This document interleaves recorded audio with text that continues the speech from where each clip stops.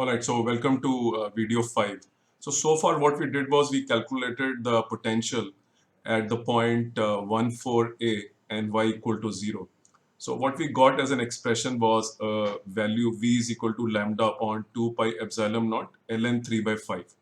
But the question is that you don't have to find the potential. You have to find the equation of the equipotential surface which satisfies this condition. So now you know that if you put x equal to 1 by 4a and y is equal to 0, what is the potential? But the question is not that. The question is find the equation of the equipotential.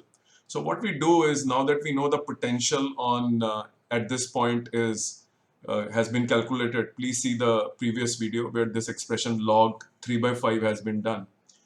And what we do is, because we have to find the equation of equipotential, we use the expression for potential 2k lambda log of under root x minus a whole square plus y square, which we by default have to memorize this expression. You can see the general expression.